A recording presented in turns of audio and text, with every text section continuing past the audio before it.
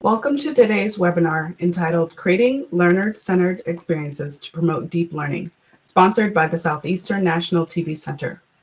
Today's speaker is Melinda Maris. Melinda Maris, PhD, is an award-winning educator and scientist whose work is transforming teaching and learning. She is a pioneer in teaching and learning using evidence-based methods, and she has quickly established herself as one of the rising stars using research to improve student learning. Dr. Maris is passionate about creating student-centered learning environments grounded in research on how people learn. Dr. Maris earned her bachelor's degree in biology from the College of William and Mary and her PhD in genetics and molecular biology from Emory University. She completed her postdoctoral fellowship at Johns Hopkins University. Currently, she is the director of Instructional Resource Center and a faculty member with the Center for Biotechnology Education at Johns Hopkins University. Donna and I had the privilege to hear Dr. Maris speak as the keynote for the University of Florida's Faculty and Instructional Designers Development Conference last year. We really enjoyed her perspective as a scientist and an educator. We have implemented many of the ideas she shared at that presentation, and we wanted more. Therefore, we invited Dr. Maris to provide us with more ways to better engage and create effective learning opportunities for our various learners. We are excited to have you here today, Dr. Maris. We'll now hand over the presentation to you.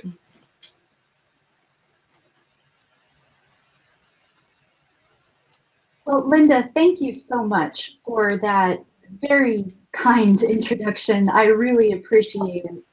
And thank you to all the participants today. I know that all of you are busy professionals with hectic, packed schedules, and I really appreciate all of you for sharing a little bit of that time with me. And I've been looking forward to this opportunity to spend some time with you and to share some of the principles from the field of learning science that we can use to better support and promote deep learning.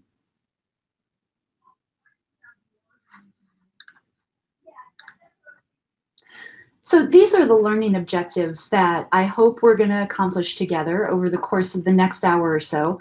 And I'm just going to be silent for about 30 seconds and allow you to read these.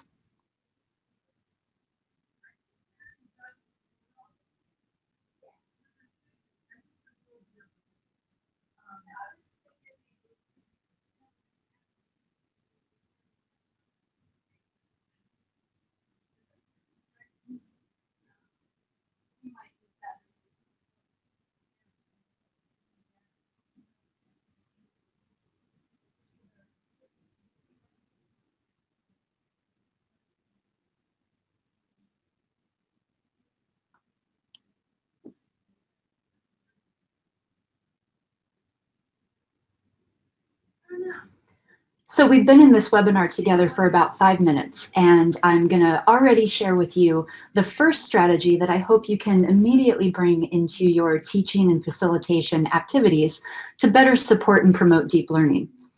So research has demonstrated that humans are terrible multitaskers, and probably all of us have some anecdotal evidence of this within our own lives. You know, one of the things that I like to think about is that in my household, I'm the chef. I like to cook and I like to feed other people. It's the way that I show love. So I'm the one who does most of the meal preparing.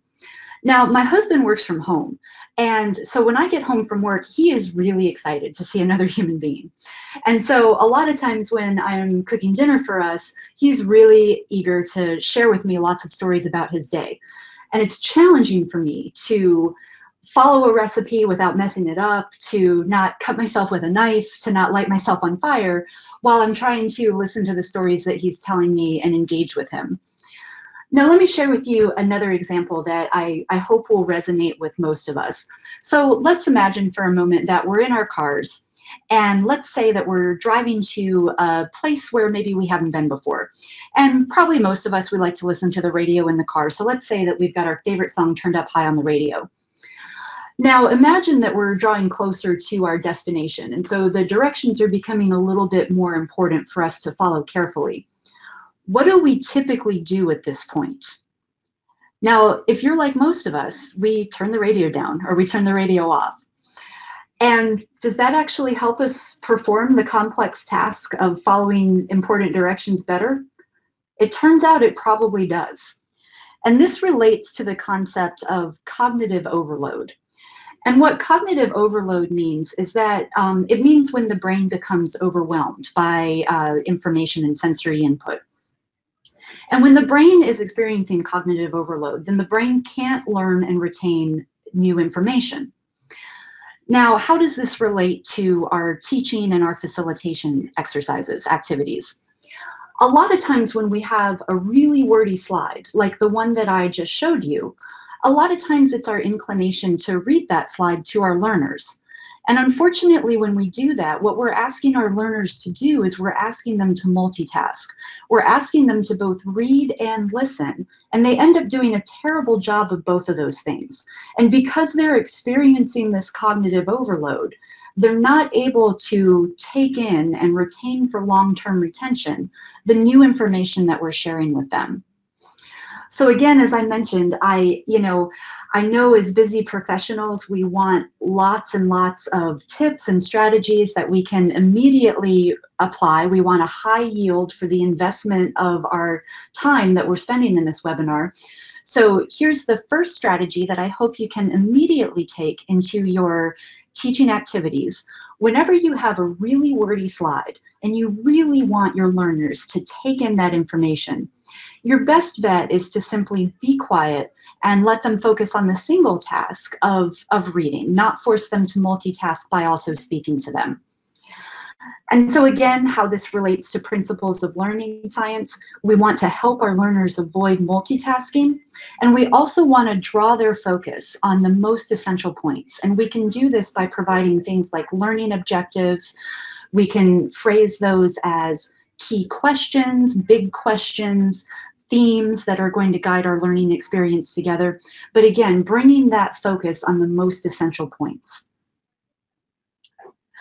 All right, so I would like to ask you to do an exercise with me. And for this next exercise that's coming up, I'd like to ask you to do it on pen and paper or pencil and paper.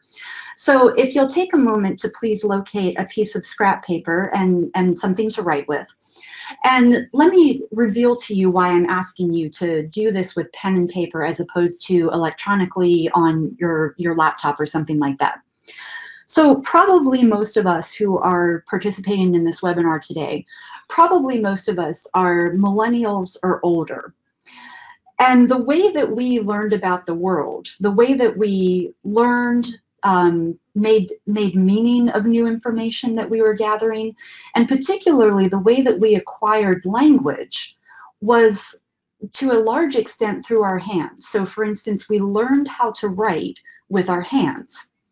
And this has big implications in what are the most effective learning strategies that we can use. So for instance, research has demonstrated that for millennials and older, it's much more effective for us to do things like take notes the old-fashioned way, using a paper and a pencil, than it is for us to take notes using electronic devices. Now, the field of learning science is really excited to see what's going to happen with this up-and-coming generation, what we call Gen Z or the iGen, because they're learning and engaging with their world in a very, very different way. A lot of members of that generation have smartphones and iPads and things like that in their homes from a very, very young age, and that's a big way of how they're acquiring language. So we might have to be responsive to changes in the field of learning science that are really going to inform and change our teaching strategies moving forward with some of the younger generations coming up. But again, for those of us who are from the slightly older generations, it's still most effective for us to try to learn the old-fashioned way, using paper and pen. All right, so here's the exercise that I'd like for you to engage in, again, using a paper and a pen or a pencil. And I call this exercise a brain dump. So I'm going to give you about, let's say, 2 to 3 minutes. And what I'd like for you to do is I would like for you to take everything that's in your brain right now and dump it out on that piece of paper in front of you. And the way that you choose to do that can can be however works for you. So, maybe you want to write a narrative, maybe you want to write an outline or some bullet points, or maybe you just want to draw some diagrams. But again, take everything in your brain that comes to mind when you hear the phrase science of learning and dump it all out on that piece of paper. And I'll check back in with you in about 2 minutes.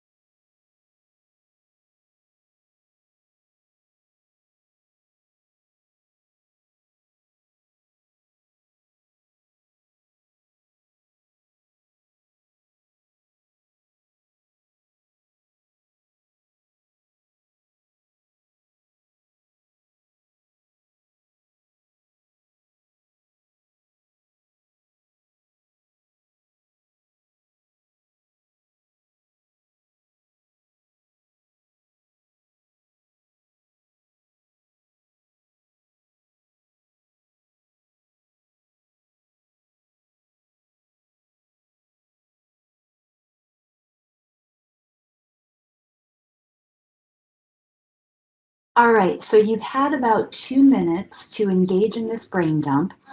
Now what I'd like for you to do is I'd like for you to take all of those different ideas that you dumped out of your brain, and I'd like for you to refine them down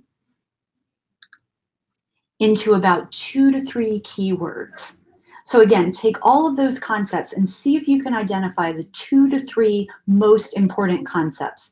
And so like last time, like the earlier part of this exercise, I'll give you about 2 minutes to distill your thoughts into those 2 to 3 keywords, and then we'll check back in with each other and talk about the next steps.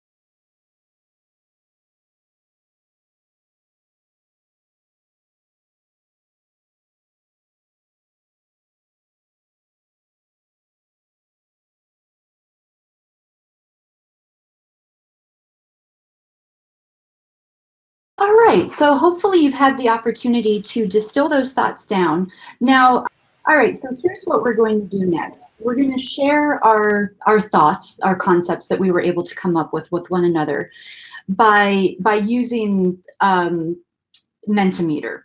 So this is where you're going to want to go to menti.com and you're going to want to enter this code 187612. And then what that's going to enable you to do is it's going to enable you to enter in those 2 to 3, or maybe you were able to generate even more than that. That's great too. It's going to enable you to enter those key concepts. And it's already happening. Terrific. All right. So I'm just going to be silent for a moment and allow for some of the responses to be populated.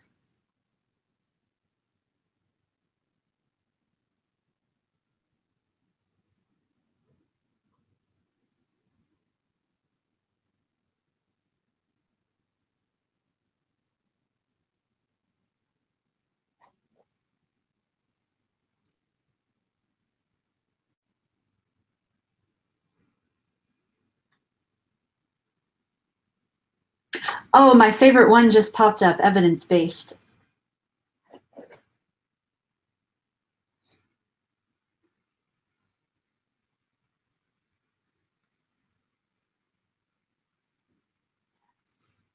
Outstanding, everybody. This is really terrific. Now, for those of you who may be unfamiliar with word clouds, let me just explain to you a little bit about the concept behind a word cloud. So essentially, the size of the word is reflective of how many people contributed to that word. So what we can see here is that evidence-based and theory are the biggest words that we're seeing. So those would be the words that are represented the most amongst all of those themes that we were able to generate collectively. I really love using word clouds in my teaching and facilitation activities because they enable me to capture a snapshot of where my students are in their learning process. You know, I get this really powerful visual that helps me to understand what my students feel is important, maybe some misconceptions that they have about what we're learning about, and then we're able to address those in real time, you know, while the learning is happening. All right, so let me reveal the hidden curriculum to you and explain to you the intent behind leading you through this exercise of first having you do that brain dump where you dumped out everything that's in your brain about the phrase science of learning. Then you distilled it down, you refined it into the most key concepts, and then you shared those concepts with your peers by contributing them into this word cloud, enabling you to get some feedback on your learning gains by assessing where your words fit in with what was being contributed by the other participants in the webinar right now. And so what I was doing through this process of leading us through this exercise is I was having you activate your prior knowledge. And so what we mean by activating prior knowledge is we mean eliciting from our learners what they already know about a particular topic in order to build a foundation for learning something new, and also to uncover any misconceptions that our learners might have that might impede deeper understanding, that might impede their ability to assimilate that new knowledge that they're trying to gain and correctly fit it in to their existing mental models. Now, if I had to pick one principle from the field of learning science that I feel is the most impactful in terms of helping to facilitate deep learning for long-term retention, it would be this one right here, activating prior knowledge. If we can intentionally aid our students, support our students in activating their prior knowledge, that's going to be a really effective strategy for helping those students to incorporate and assimilate new knowledge for long-term retention. So what I'd like to do now is I'd like to share with you some of the studies that have contributed to our understanding of the power of activating prior knowledge. So research has demonstrated that it's easier to learn and, importantly, to retain something new when we can connect it to something that we already know. And so, for example, both studies in animal models as well as in humans have demonstrated that when learners are reminded about something that they already know before they try to learn something new, the regions of the brain involved in schema formation become active. And so schemas are these adaptive associative knowledge networks. They're essentially these networks of how different concepts, different pieces of information are related to each other. And this isn't just a conceptual network. It's also a physical neural network within the brain. So the neurons are physically connected to one another as well within these schema. And so to tell you a little bit about one of the studies that has supported this conclusion, when rodents, for instance, learn the location of a food item within a maze, if before they attempt to locate a new food item within that maze, if they're primed with the smell of the prior food item that they've already learned the location of, then those rodents are able to find the new food item within the maze faster than other rodents who were not primed or triggered by reminding them of information that they already knew. So it's like when the rodents are reminded that they already know how to navigate a maze, they're able to do it more effectively when they have to do it in a new scenario, when they have to find that new food item. And in addition to this, it's also been demonstrated that when learners are primed with something that they already know before they try to learn something new, that the meaning-making regions of the brain, so not necessarily the regions involved in memorization, are the ones that become active as they're trying to learn and retain the new information. And one of the studies that has underscored and supported this point comes out of the medical school community. And so when medical students are trying to learn new diseases, so for instance, maybe they're trying to learn the symptoms that they might use to make a differential diagnosis for a new disease, when those medical students are reminded about diseases that they already know before they attempt to learn new diseases, they're able to learn those new diseases more quickly. And importantly, they're able to retain, for long-term retention, retrieval and retention, the features of those new diseases as well. And when the brains of those medical students are studied as they're trying to learn and retain this new information, what the researchers have found is that, again, it's the meaning-making regions of the brain that become active, not the regions involved in memorization, which are the regions that become active in the brains of the medical students who weren't primed by reminding them of information that they already knew.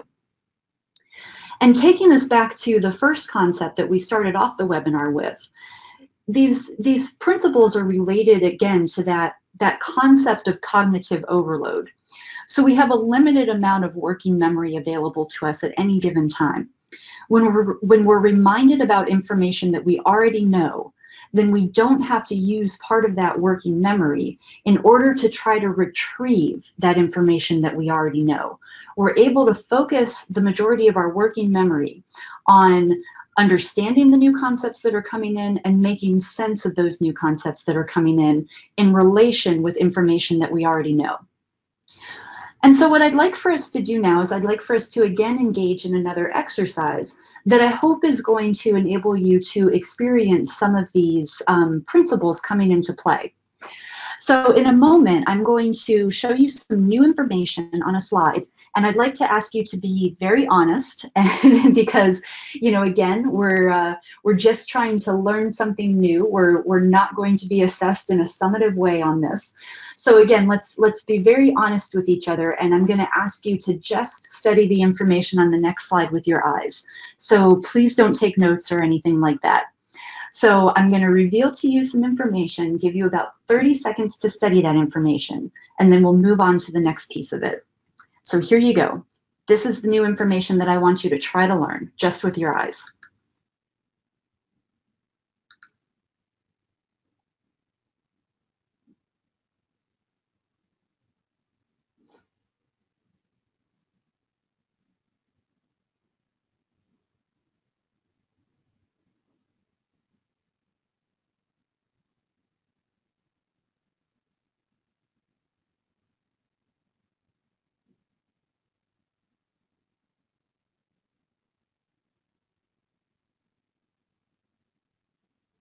All right, you've had about 30 seconds. So now write down as many of those three-letter abbreviations as you can remember.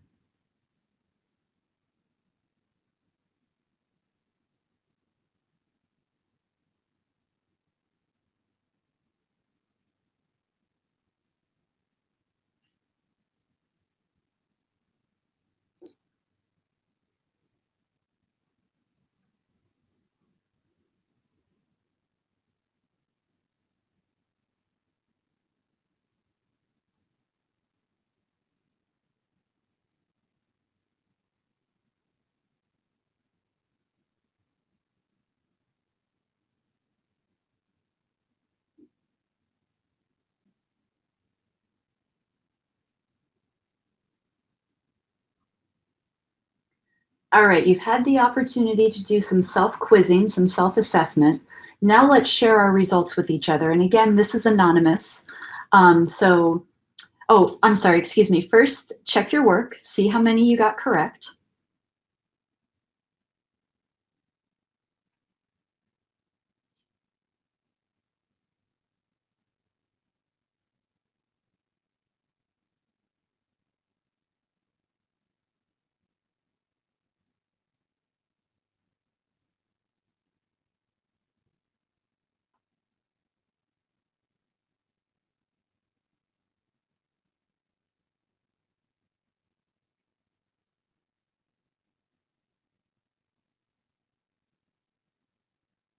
All right, now we're going to share our results with each other. And again, there is no judgment here. We all learn in lots of different types of ways. So let's just see how we were able to do.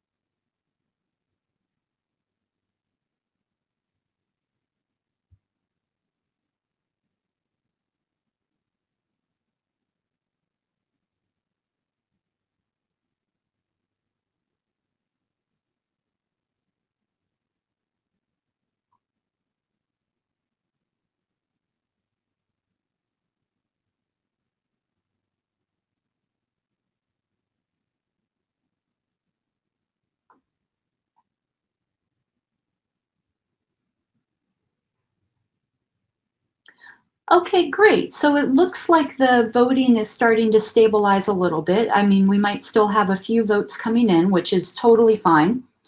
But I think what you can see is that we are kind of focused down here in the 2 to 3 area, quite a few votes for 4 or 2. So I'd say on average as a group, our score was about a C, which is good. That's pretty good. I should tell you that when I do this exercise with groups of educators and scientists like the audience here today, y'all tend to score a lot better than when I do this exercise with non-educators, you know, teachers and people who value and appreciate learning and education. We tend to be the best students too. So oftentimes when I do this exercise with non-educators, the results are skewed down here more towards only being able to remember 1 or 2. But as you can see, we were really clustered between 2 and 3. All right, so we're going to do a very similar exercise. It's going to feel really familiar to you, but let's engage in this exercise and see how our results change. So again, similar to what we just experienced, I'm going to show you some new information. It's going to look pretty familiar to you, and I'd like to ask you to study it with just your eyes for about 30 seconds. So here you go.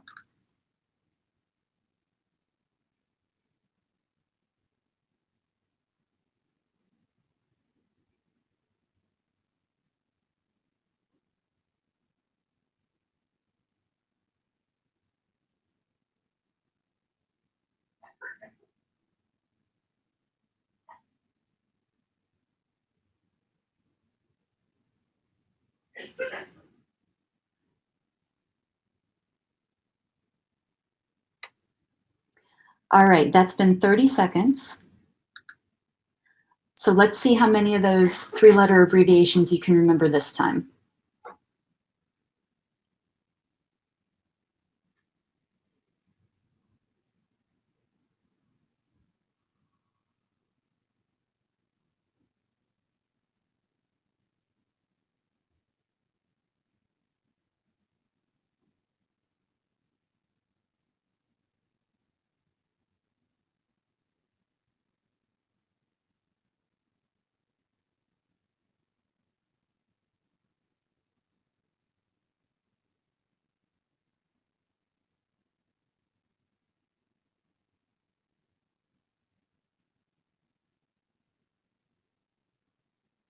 All right, so you know what's going to happen next.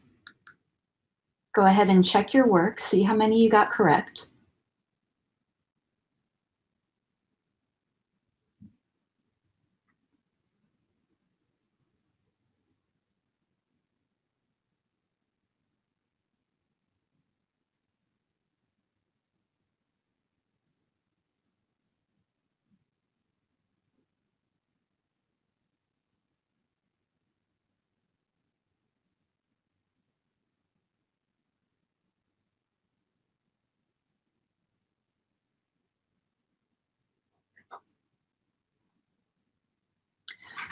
Now, I have to say, I absolutely love the heart feature that's present in this webinar that we're doing today. This is the first time that I've done a webinar that's had a feature like that. And I tell you, when you're doing an in-person workshop, you can get feedback from your audience by seeing them, but it's a little bit different when you're doing an online webinar like this one to understand if your participants are still engaged with you or not. So this heart feature is just spectacular, and thank you all so much for those of you that are choosing to use it. Thank you again. All right, so you probably know what's coming next. Let's share our responses with each other. So how many of these abbreviations? Yep, this is what usually happens. So we'll give everybody a few minutes to add their responses to the poll.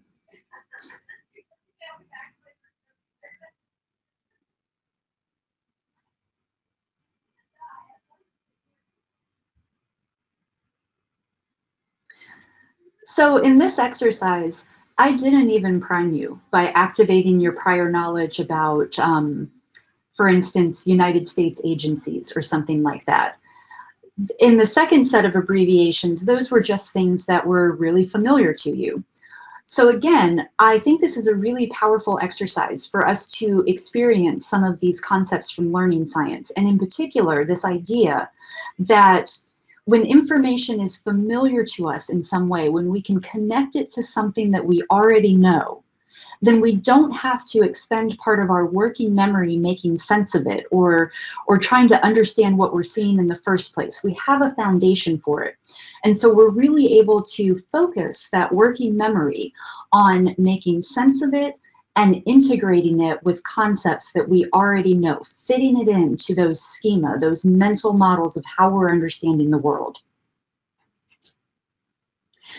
All right, so what I'd like for us to do now is I'd like for us to engage in a little bit of metacognition about this.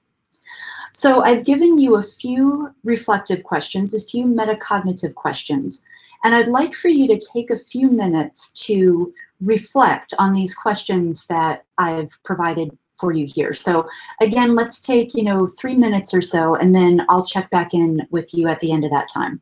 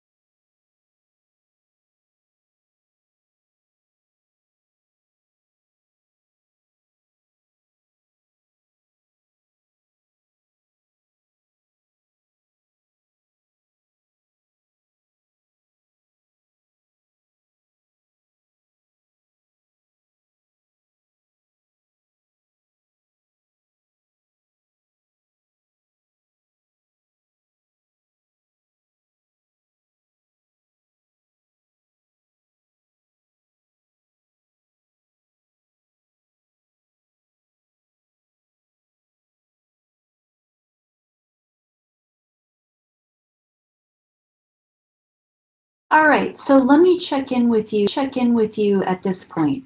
What I'd like to ask you to do is, if you've been reflecting on one of these top 3 questions, I'd like to ask you to shift your focus to this question down here, because I think it's important, again, for busy working professionals. I think it's really important that we understand the applications of things that we learn in professional development webinars like this one. So how can we take this information that we're learning? We're busy people, right? We can't spend a lot of time figuring out how to integrate and apply this information to our work activities.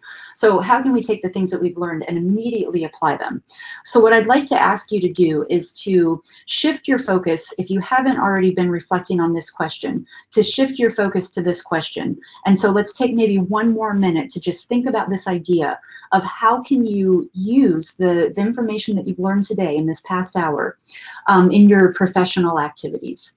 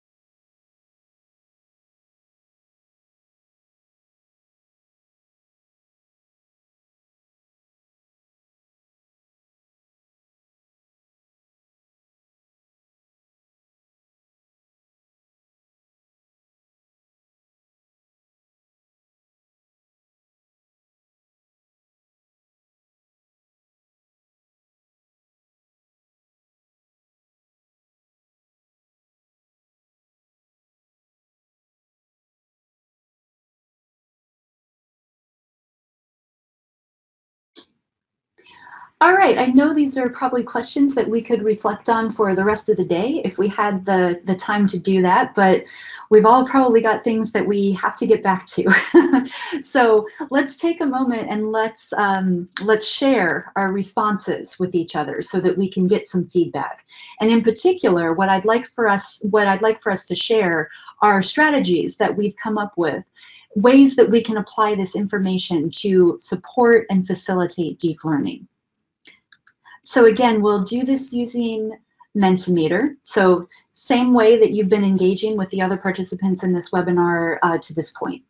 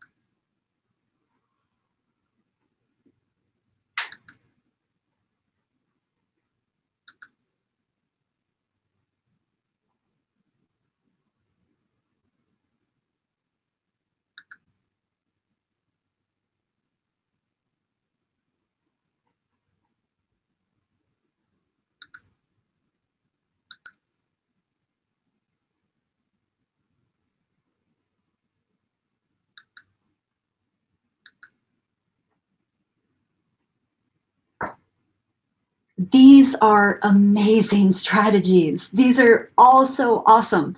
And so thank you all so much for your willingness to share these ideas. You know, I think that when you're in a situation like this where not only the facilitator of the workshop, but also the participants of the workshop are a rich source of knowledge and expertise. I think it's so critically important that we tap into that and that we provide ourselves with opportunities to learn not just from the person facilitating, but to learn from the expertise of all of you.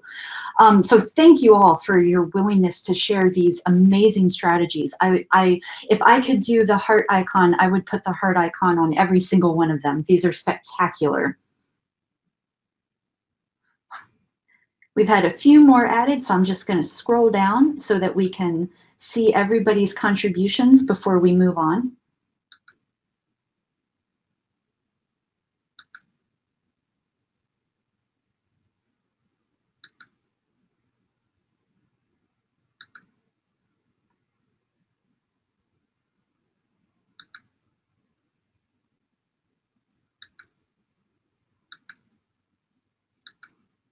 Wow, these are just great. I keep thinking that it can't possibly get any better, and then I see so many more amazing ideas. This is spectacular.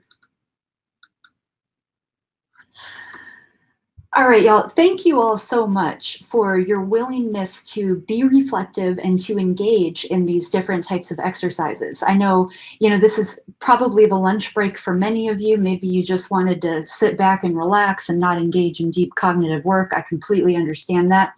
So I really want to thank you for your willingness to engage in this challenging deep cognitive work that we did today. All right, so let's talk a little bit about some of the principles from the field of learning science that underlie the exercise that we just did. So humans are social creatures. We know this about ourselves. And so it's important to remember that learning is social too, and that it's been demonstrated that humans do their best learning with others. And so one of the points that I think really underscores this was one of the contributions that we saw in the prior slide, where it says, remember that it's not teacher trainer versus the learners. We're all in this community of learning together. And so that's why I had you engage in a lot of exercises where you could get feedback from the other participants of the webinar, not only so that you could get great ideas that help you contextualize and further expand your own ideas, but also help you engage in that self-assessment and self-adjustment. So understand where your learning gains are in relationship to those of the group. Now, research has also demonstrated that engaging in metacognition is one of the most powerful and impactful things that learners can do.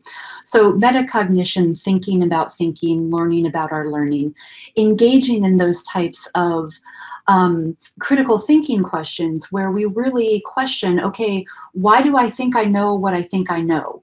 What is the evidence that supports what I think? How am I going to go out and fill in those gaps in my knowledge? Questions like that. So I loved that I saw so many strategies that were shared that focused around this idea of providing our learners with space to engage in this reflection and engage in this metacognition, because those are going to help our learners build those skills that support and promote deep learning. And then finally, one of the principles that I always really enjoy sharing with groups of educators is this concept of democratization of participation. And so essentially what this means is leveling the playing field for all of the learners. So trying to do the best we can with our intentional teaching and learning choices to make sure that every student or every learner feels like they're on equal footing, feels like they're equally capable of asking their questions and contributing their ideas. So for example, we know that for maybe our shy students or our more introverted students, it might be challenging for them to share their ideas in front of a group. And similarly, a lot of those students might need reflection time and processing time. Some types of learners kind of puzzle it out and think it through verbally as they're working through that concept. But for other learners, particularly maybe introverted ones or shyer ones, they need that private time in order to engage in that process within their own head before they feel ready to share their ideas. And so in all of the exercises that we did today, I was intentional about providing you with that private space so that you can engage in that challenging cognitive work, but then to provide you with an anonymous opportunity to share your thoughts and your concepts with others, again, so that you could get that feedback from other members of the group. So as a recap to all of the principles of learning science that we engaged with in the context of this webinar, we know that learning is social.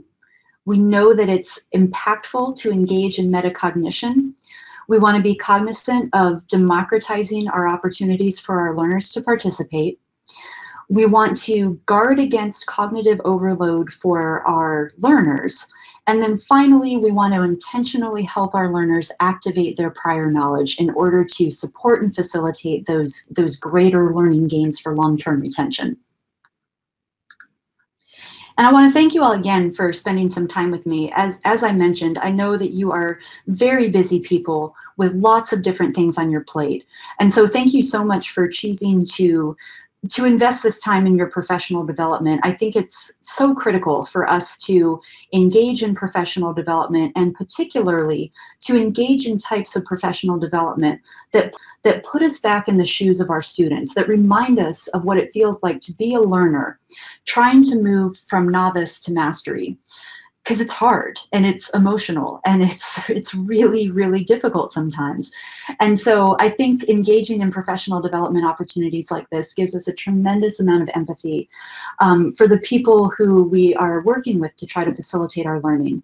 So thank you again for also valuing that and for spending this time with me. And of course, I'll be really happy to answer any questions that you might have at this point. So yes, the slides from the presentation are available, and I think they're available right now for download in the side panel here.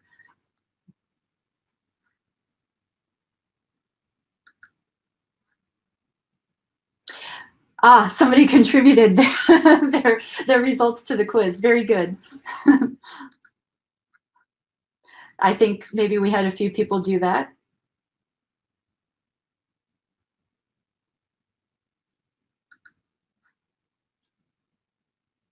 Can we see all the entries?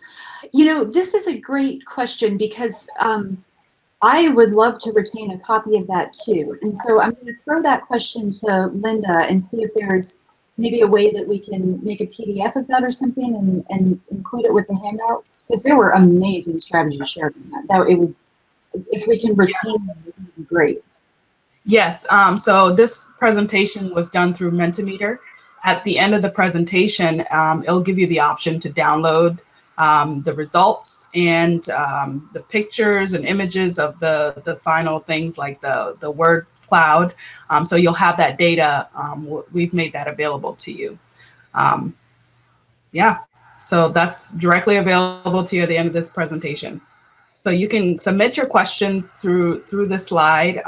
Feel free to ask them, and we will go through them as we have time. Thank you.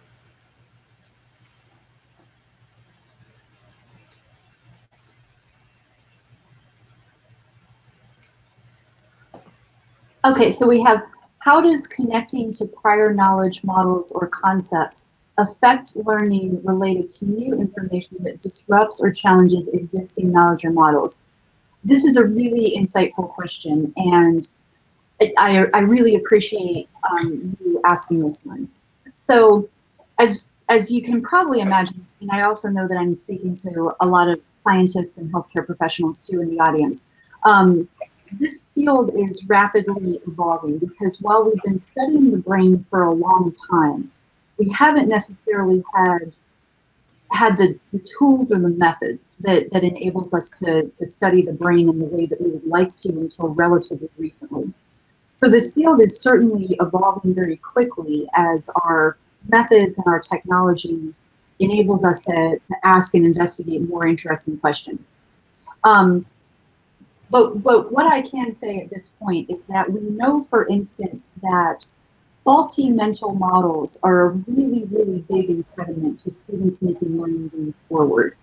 And that's why it's really important to uncover what these faulty models are before we move forward. And one of the studies that really brought this home for me and sort of uncovered some misconceptions that maybe I held too, is that they did a study in which they asked groups of children, is the earth round? And the children almost uniformly answered yes. But then they asked the children to draw what that meant, what they meant by a round earth. And a lot of children drew a sphere, but some children drew a pancake. And so, again, that was an intentional way that helped those researchers uncover that misconception that the students had about how the earth is round. So, you know, that's a study that underscores the importance of how we need to uncover what those faulty mental models are. Now, how do we push our students to engage in that very challenging mental remodeling that is necessary when they hold a faulty misconception? And one of the most impactful strategies that has been studied so far is to sort of shock the brain. So the brain responds really positively to novelty. It unleashes a flood of neurotransmitters within the brain.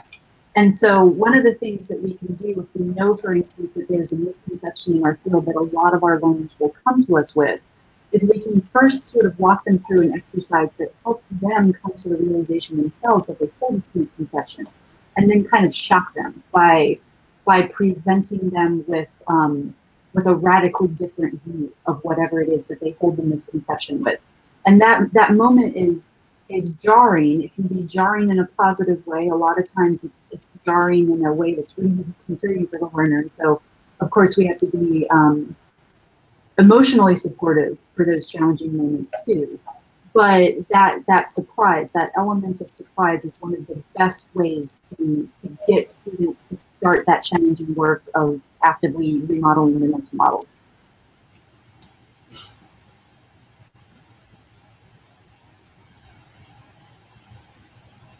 Yes, so I absolutely can direct you to some of the studies. So there's one review article that's posted in the sidebar with the slides for today. And then if there are other ones that you have, specific ones that you have questions about, maybe you could email me, or you could email the organizers of the webinar, Linda and Donna, and they can share that with me, and we can direct you to some resources.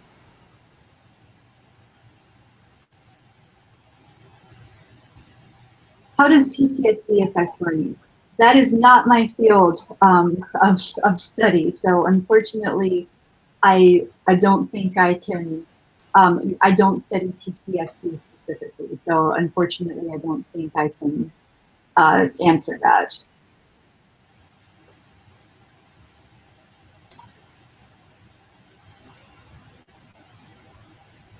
So I'll throw this question to Linda, since she's the Mentimeter expert. So Mentimeter does have a free account available. I think you have a limit of 2 free questions per presentation. However, it is a very inexpensive service. I sound like an infomercial for them, but they have very inexpensive plans. So an individual teacher plan, or if you're with an institution, you can get a more discounted plan as well. They can start as cheap as I'd say like $10 a month or so, and so then that will give you all of the features that we have currently. Hi, this is Donna. Let me also state that as you know, anyone who is supported by the SNTC, if you would like to try out Mentimeter, maybe at one of your events or one of your trainings, and see if this would be a good tool for you, we're happy to work with you and let you use our account to try it out. So just get in touch with us and let us know.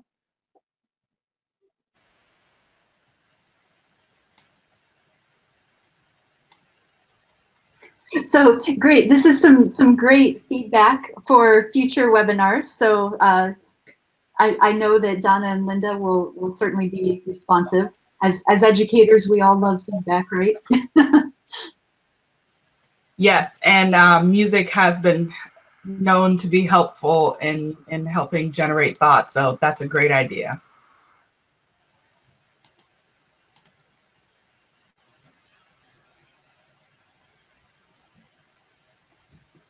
I think we can also this one. Okay, I'm sorry. I'll take this one. Please complete the evaluation that will be coming to you immediately following this event, so that we can. We do ask a number of questions about providing more of these types of training. So if you enjoyed this and would like more, please let us know, and please give us any ideas that you might have.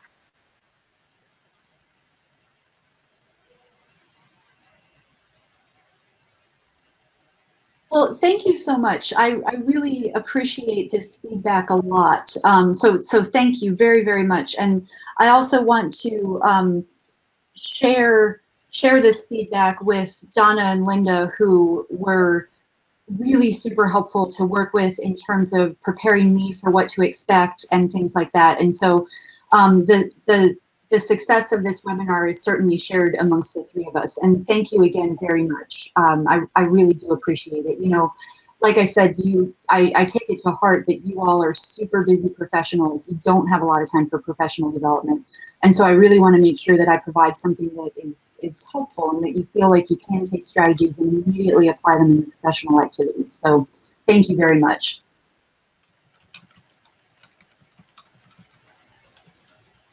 And we are back to this one, which I still don't have an answer for you.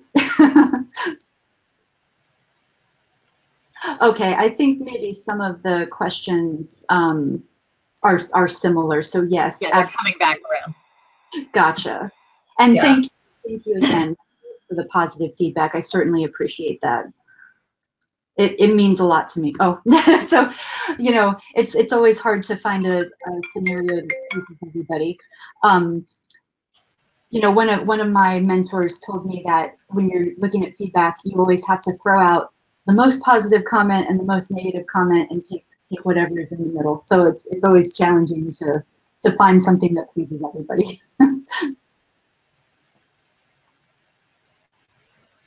All right, well, thank you all so much again. It was really a great pleasure for me to have this opportunity to get to engage with you in this way, and I had a lot of fun. I hope you did too.